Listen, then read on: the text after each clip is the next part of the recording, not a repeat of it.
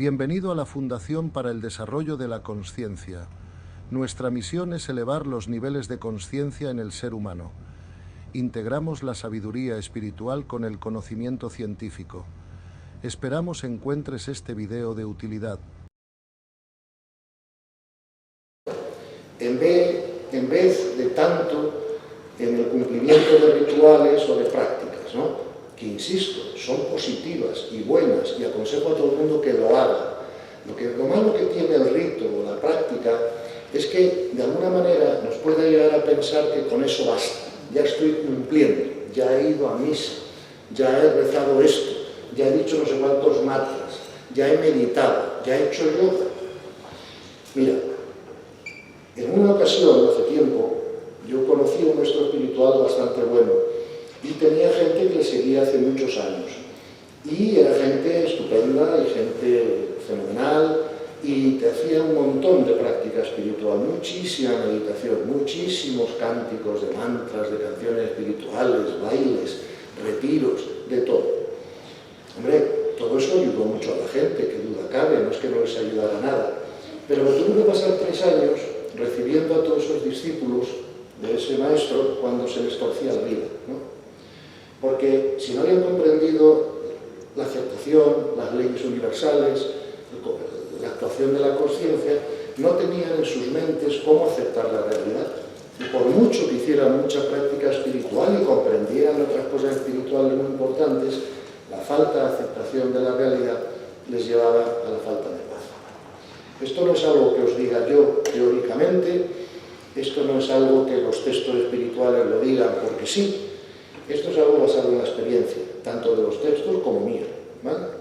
Y por lo tanto, sí os digo que si queréis tener paz, hay que aceptar la realidad. En fin, énfasis en el crecimiento interior. Vamos a ver, la idea importante que queremos dar aquí, en todo esto de la interioridad, del proceso evolutivo, ¿verdad?, o de los niveles de conciencia, que todo entra dentro del mismo epígrafe, es que la salvación no es un evento, para nada es un evento, ¿no? Cuando yo era un hombre joven, yo pensaba que, bueno, que un día pues me salvaría o me iría al infierno o tal, pero que sé que eso sería un evento, que en ese evento yo o me salvo o me condeno o lo que sea, como yo pensaba, ¿no? Vamos a ver, ahora comprendo que la salvación, entre comillas, es un proceso evolutivo, y ese proceso evolutivo se conoce hoy bien, ¿vale? Ese proceso evolutivo significa ir por los niveles de conciencia que ya están cartografiados, ya tenemos el mapa. Entonces, por lo tanto, mi consejo es, hombre, si tenemos un mapa del crecimiento espiritual por primera vez en la historia de la humanidad, usémoslo, conozcámoslo. Yo cuando salgo de viaje a donde sea, llego mucho más fácil y más eficientemente si tengo un mapa que si no lo tengo.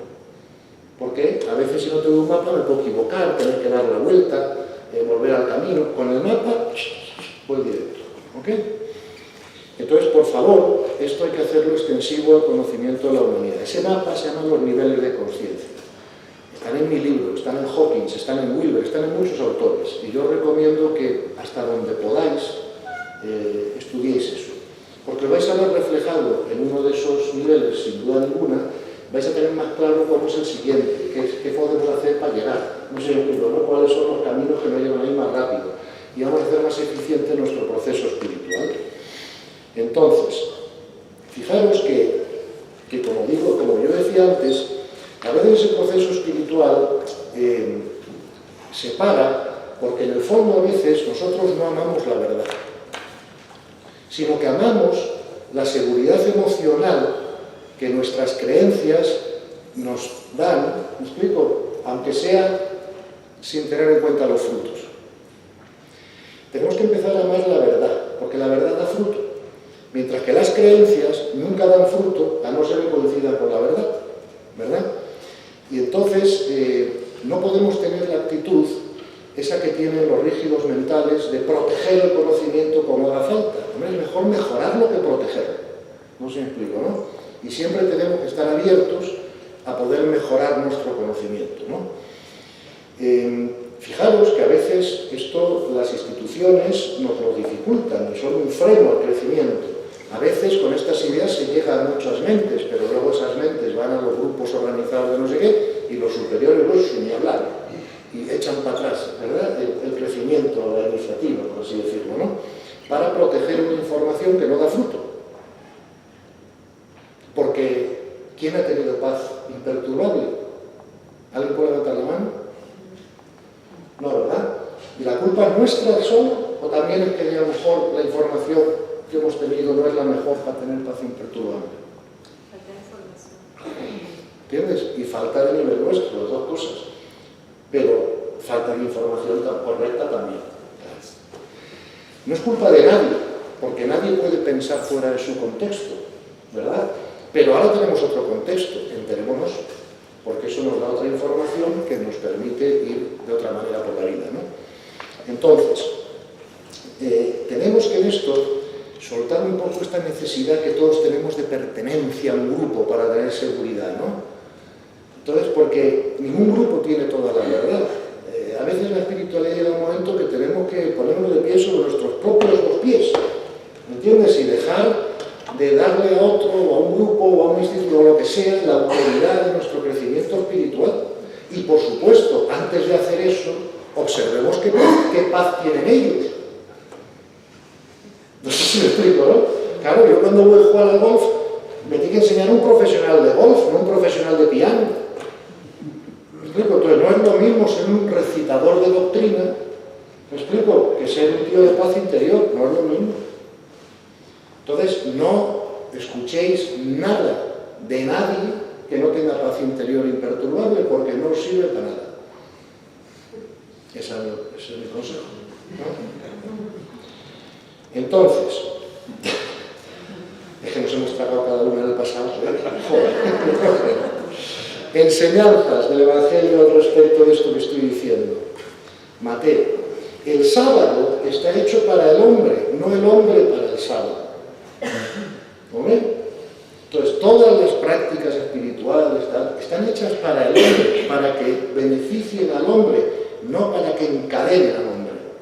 ¿Vale? Entonces, luego podíamos llegar. Resulta que no podemos hacer cosas buenas los domingos, porque no puedo hacer nada. ¿Pero qué me estás contando? Pero si Jesús eso lo niega en el Evangelio 7 veces, ¿no? A Jesús le criticaron por curar enfermos el sábado. Y es cuando Jesús dice, pero ¿cómo? No está hecho el sábado, no está hecho el hombre para el sábado, sino el sábado para el hombre. Si hay un tío enfermo el sábado le curo. Y ya descansaré el domingo, no sé, ¿no? En fin. Buscar el reino y todo lo demás se dará por añadidura. No juzguéis y no seréis juzgados, porque Jesús nos dice que aprendamos a evaluar. No a juzgar. Juzgar no podemos hacerlo, porque no tenemos información suficiente sobre la persona que juzgamos. Solo Dios sabe su nivel de conciencia, su karma, sus vidas pasadas, sus circunstancias. Nosotros no tenemos esa información, no tenemos con qué juzgar. Por lo tanto, lo que sí, ya sé lo que vais a decir. Si no juzgamos, caemos en el relativismo, lo cual es un gran error, el relativismo, porque el relativismo, además de un error, es una tontería, una tautología. Porque el relativismo dice todo es relativo menos lo que yo digo, que es que todo es relativo. Bueno, si todo es relativo, lo que tú dices también lo es, no sé, ¿no? Entonces, esa no es la solución. La solución es aprender a evaluar o discernir. O sea, cuando juzgamos, le metemos una carga emocional propia a eso que estamos viendo. Y nos gusta o no nos gusta, nos parece bien o mal, o, ¿sabes?, agradable o generamos aversión. Eso es lo que Jesús y todos los textos como ahora veréis nos dicen que no hagamos. Y también nos dice que no caigamos en el relativismo, porque unas cosas son más desarrolladas que otras, y eso hay que poder verlo. La solución es aprender a evaluar o discernir, que es darte cuenta que Teresa de Calcuta tiene más desarrollo de conciencia que Pablo Escobar, pero no meter una carga emocional a eso que ves. Comprender que ambos es perfecto y necesario que estén donde estén, que ambos tienen distinta edad y desarrollo del alma, y que el problema de la gente es la ignorancia, no la maldad. Como dijo Jesús en la cruz, y fueron sus últimas palabras, con lo cual creo que las eligió bien. Entonces, fíjate lo que dice el Evangelio una vez más.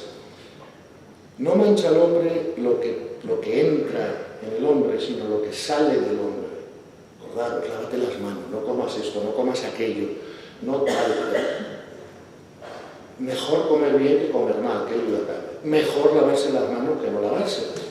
Pero no mancha al hombre lo que entra en el hombre, mancha al hombre lo que sale del corazón. Ese nivel de conciencia nuestro hará que salgan de nuestro corazón unas cosas u otras, ¿vale? Otro, Tomás de Aquino: lo que se recibe de acuerdo con la naturaleza de quien lo recibe. Otra vez más los niveles de conciencia. Si yo estoy en un nivel de... Hay otra enseñanza aquí que dice: Dios hace salir el sol sobre los justos y los injustos, y hace llover sobre los buenos y sobre los malos. Dios está mandando su gracia continuamente, es como el sol. Siempre pongo el mismo ejemplo. Si salimos ese día, hace sol, nos vamos a dar el sol todos, salvo que me ponga un paraguas. Si me pongo el paraguas no me dará el sol. Ese paraguas es todo nuestro conflicto interno, etc. En los niveles de conciencia es mucho más conflicto que en los altos, ¿no? Y entonces, por eso puede recibir más gracia una persona de alto nivel de conciencia que una de poco nivel. El problema de la gracia no está en quien la envía, está en la capacidad de quien la recibe, ¿vale? Entonces, si queremos poder ir más rápido y recibir más gracia, tenemos que subir nuestro nivel de conciencia. Otra enseñanza de Jesús: mi yugo suave y mi carga ligera. ¿Qué quiere decir eso? Quiere decir que cada nivel de conciencia tiene que hacer lo correspondiente a ese nivel para ir creciendo. Si un niño de párvulos intenta aprender álgebra, el desastre es absoluto. Se frustra el niño y se frustra el profesor. El niño de párvulos tiene que aprender plastilina, y luego tiene que aprender a sumar, y luego tiene que aprender a multiplicar. Y luego, cuando tenga 12 años y el cerebro más desarrollado, a lo mejor le puedo enseñar álgebra. ¿Ves? Con el nivel de conciencia pasa lo mismo. Es la famosa parábola de los talentos. Al que le doy 1, le pido por 1, 5 por 5, 10 por 10. Claro, un niño de 3 años no puede dar esta conciencia, por mucho IQ que tenga. ¿Me explico? Entonces, para poder dar esta conferencia tiene que tener por lo menos 60, digo. Ok, entonces, porque hasta entonces tampoco hay suficiente experiencia. Bueno, entonces, fíjate otra vez. Hay de vosotros, fariseos hipócritas, que cerráis a vosotros el reino de los cielos y no dejáis entrar a los que están por entrar. En fin, ahí tengo 40 enseñanzas más, pero creo que con las que hemos dicho basta, ¿no? Para hacernos con la idea y pasar a otro punto. Bhagavad Gita, por no quedarnos en el Evangelio, porque es bueno ver la universalidad de las enseñanzas, ¿no? El Bhagavad Gita. El Bhagavad Gita tiene el concepto, la idea de Shraddha. Shraddha es S-H-R-A-D-A. Y Shraddha en sánscrito significa fe, pero más que fe, porque Shraddha significa todo lo que tenemos en la mente y en el corazón, de alguna manera, ¿no? Entonces fíjate lo que dice el Bhagavad Gita. El Bhagavad Gita dice: un hombre es lo que es su Shraddha. Es lo mismo que decir un hombre es lo que es su nivel de conciencia. Eso es lo que más define al hombre. No su éxito, no su brillantez, no su cuerpo físico, no su personalidad, su nivel de conciencia es lo que tiene en cuenta en el universo. ¿Explico?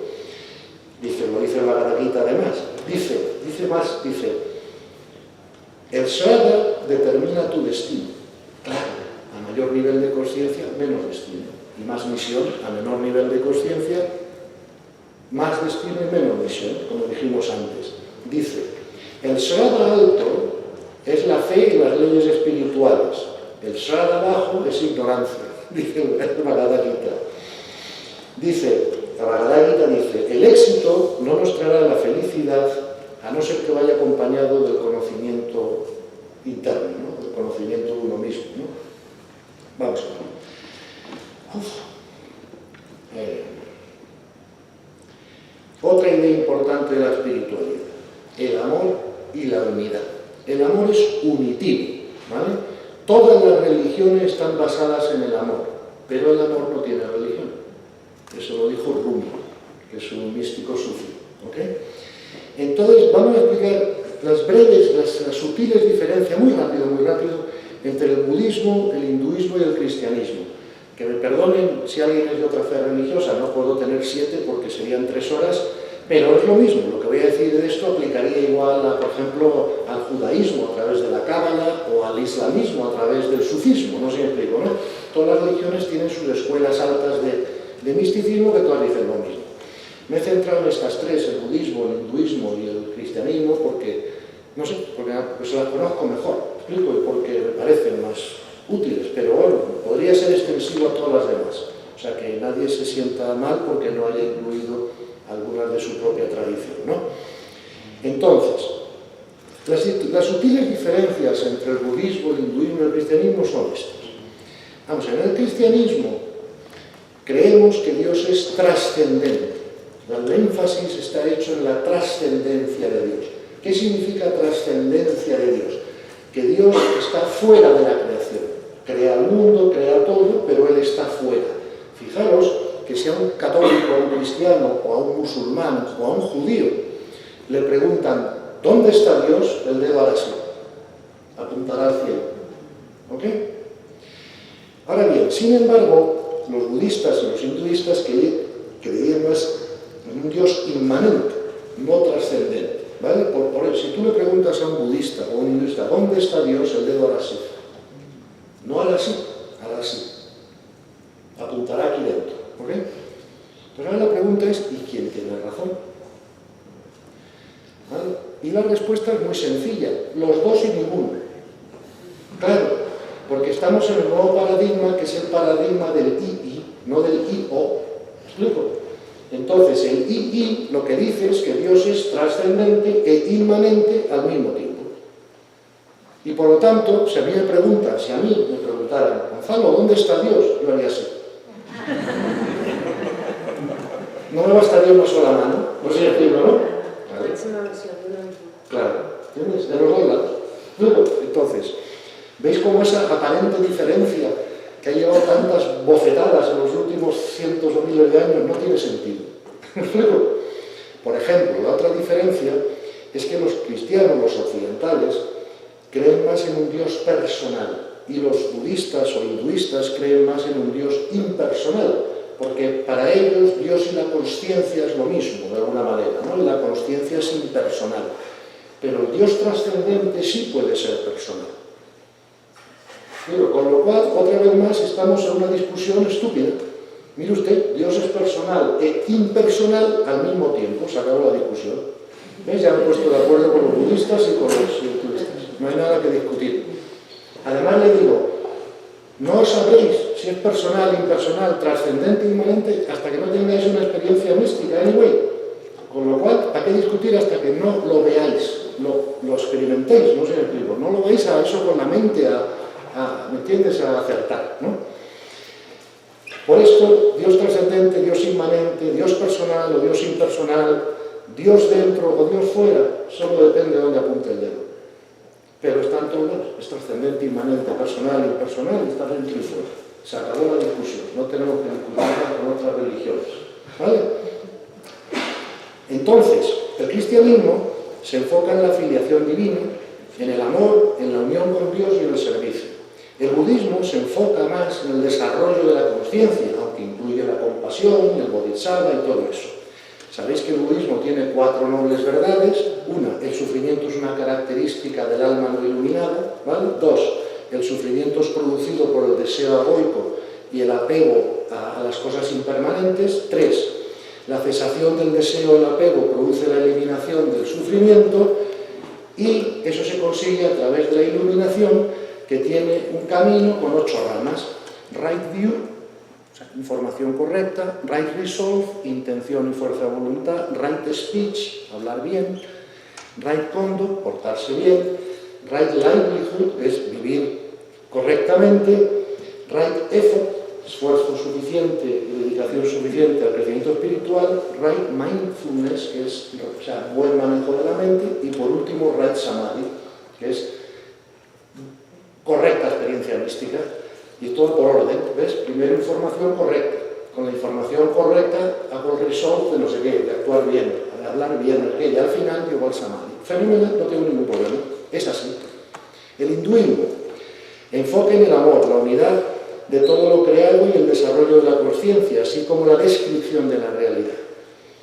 El hinduismo es lo que se llama la filosofía perenne de la humanidad y está incluido en estos libros que todos conocemos, que se llaman los Vedas, los Vedantas, los Upanishads y el Dharmanaya, y también el Bhagavad Gita. La filosofía del hinduismo puede estar perfectamente resumida en esta frase de Ramana Maharshi: el mundo es ilusorio, solo Dios es real, Dios es el mundo. ¿Ves? Eso resume la filosofía hinduista. Vamos a ver, si yo tuviera, me preguntarais a mí, Gonzalo, ¿tú cómo ves esto? ¿No? Yo te diría, mira, si yo quiero aprender del amor, yo voy al Evangelio. Si yo quiero aprender psicología espiritual, niveles de conciencia, procesos evolutivos, voy a leer el budismo. Y si quiero aprender la composición universal del universo y de la realidad, me voy al hinduismo, a los Vedas y a los Vedantas. Fijaros que todos los físicos modernos, Schrödinger, Heisenberg, todos, dicen, me voy a los Vedas y a los Vedantas a hacer preguntas de la física. Dice Heisenberg, la física cuántica, que nadie la entiende, no le resultará extraña a los que han leído los Vedantas. O sea, cada tradición tiene cosas complementarias con las otras. Por ejemplo, yo en el Evangelio no voy a encontrar la composición universal, porque Jesús habló del amor. En mi humilde opinión, sin desmerecer a nadie, por supuesto, y respetando a todos, yo creo que para mí, Jesús es el maestro más elevado que hemos tenido nunca en la tierra, ¿no? Y por lo tanto es lógico que hable del amor, que es lo más importante. En el mismo Evangelio Jesús nos dice, y no os cuento más cosas porque no vais a poder comprenderlas. ¿Explico? Entonces, una vez más, a un cristiano no le puede hacer daño leer el budismo, porque del budismo va a aprender el desarrollo psicológico y cómo son los niveles de conciencia. Eso no lo vas a aprender en el Evangelio, no porque Jesús no lo supiera, sino porque no le dio tiempo a hablar de todo, estuvo 3 años predicando.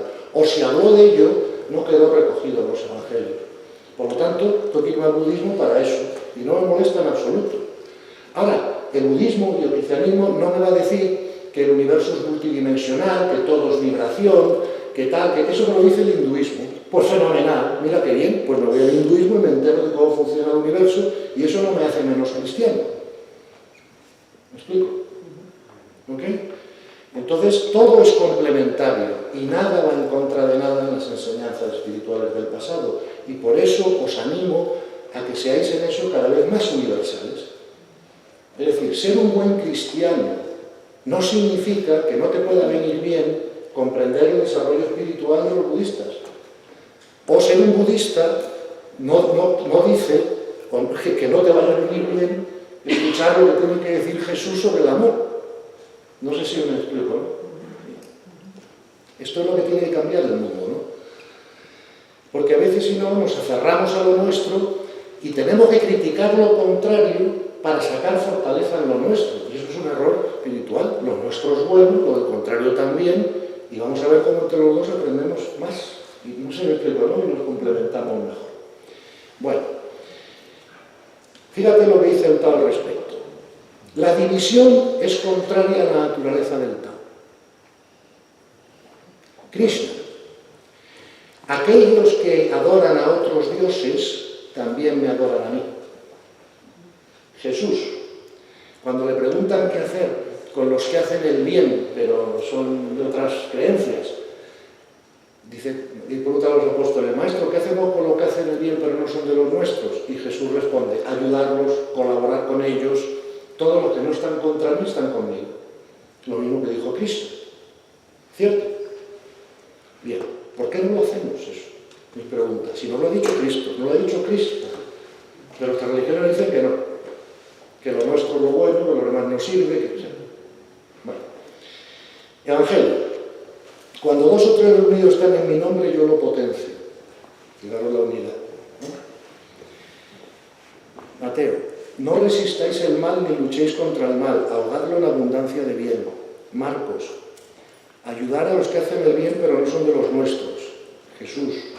Y vendrán de oriente y de occidente a sentarse a la mesa del Padre, con Abraham, con Moisés, el Papa, antes de ayer, en un vídeo, por favor, buscarlo, 3 minutos, ¿vale?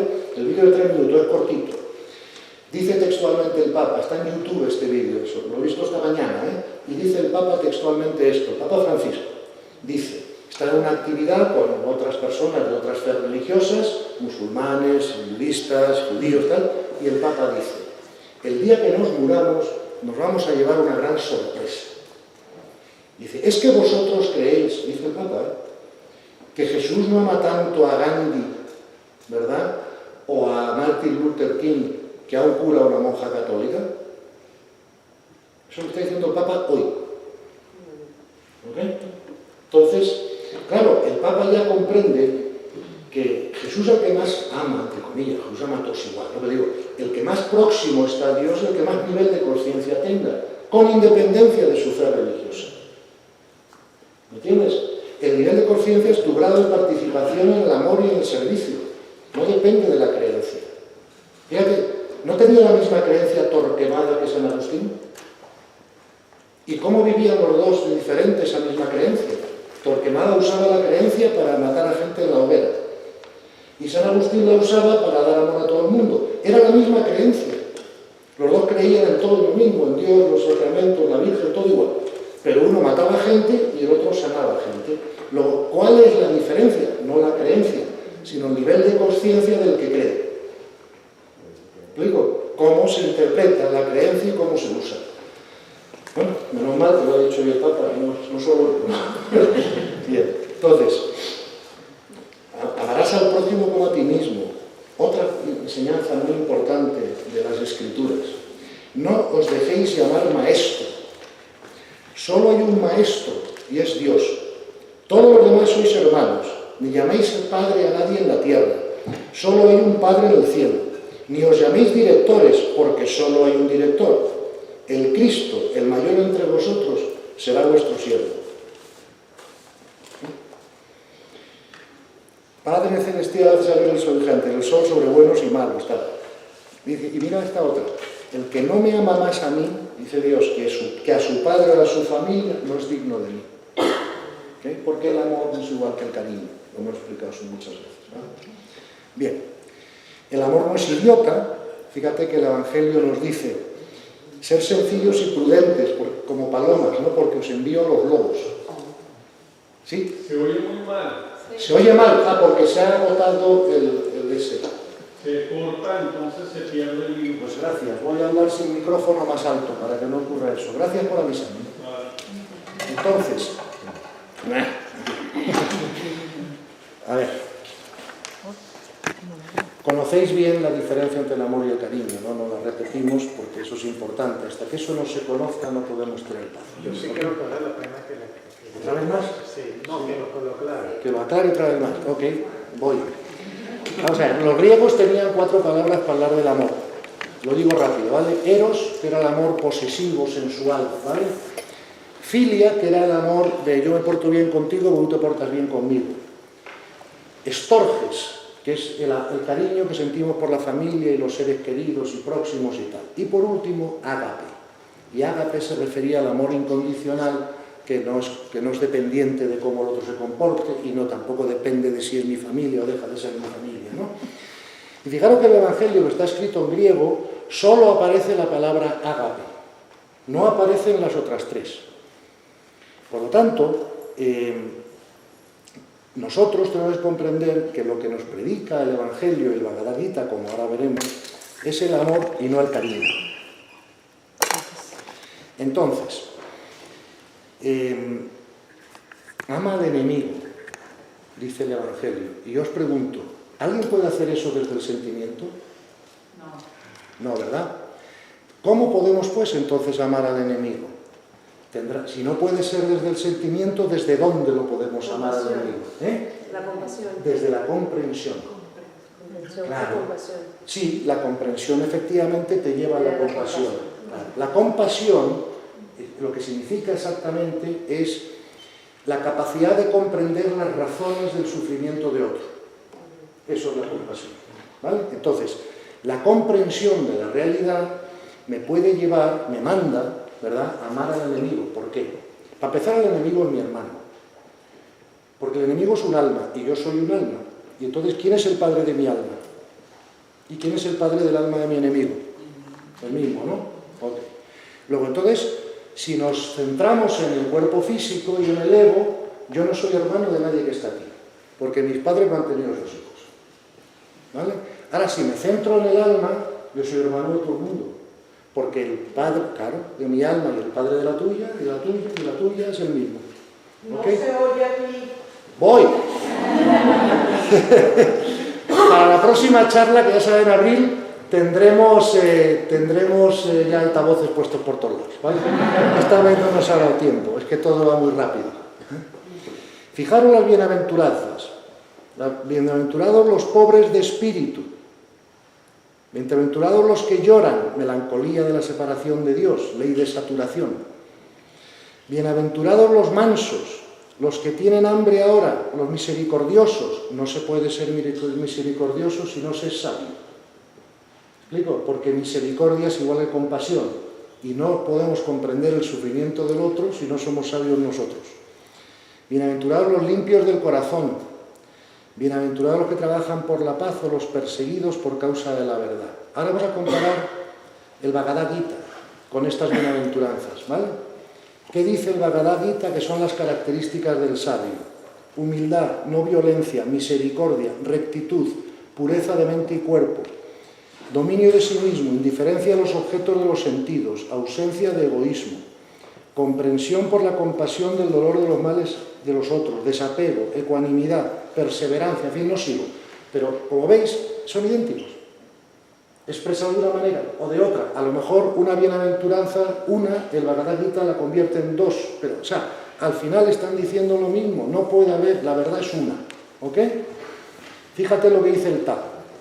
Practica la virtud indiscriminadamente. Ocúpate de aquellos que lo merecen y también de los que no lo merecen, de la misma forma. Eso es lo mismo que amar al enemigo, ¿o no?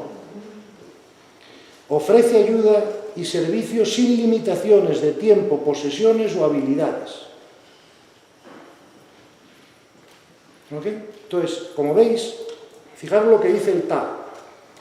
Me voy a saltar lo del servicio porque ya damos mal de tiempo, pero fijaros lo que dice el Tao. Si tu capacidad de dar servicio está limitada, entonces también está limitada tu capacidad de recibir dones. De la misma manera. ¿Ok? Eso dice el Tao. Dice el Tao, el mejor regalo que puedes hacer al universo es tu propio crecimiento. Claro, ¿por qué es eso así? Vamos a ver, si yo crezco, yo subo de vibración. Si subo de vibración, mi vibración la aprovecha Dios, el universo donde quiera, y yo no me entero. Yo solo me entero de mi servicio directo. Hoy he hablado con no sé quién, hoy he escrito un libro, hoy he dado una charla, hoy he ayudado a la persona. Eso lo sé porque lo he hecho, pero cómo pueda estar usando Dios nuestra vibración, no lo sabemos. ¿Me explico? Por lo tanto, fijaros que en los niveles de conciencia se sabe que a mayor nivel de conciencia, mayor vibración. Fíjate lo que dice el Kybalión. Si queréis cambiar vuestra mente, cambiar vuestra vibración. Todo es vibración. ¿Ok? Entonces, por lo tanto, todo lo que subamos nuestra vibración, estamos beneficiando al mundo entero de forma inconsciente. Hawkins, por ejemplo, que en mi opinión es la persona que más ha estudiado los niveles de conciencia, afirma que la vibración de Teresa de Calcuta contrarrestaba la negatividad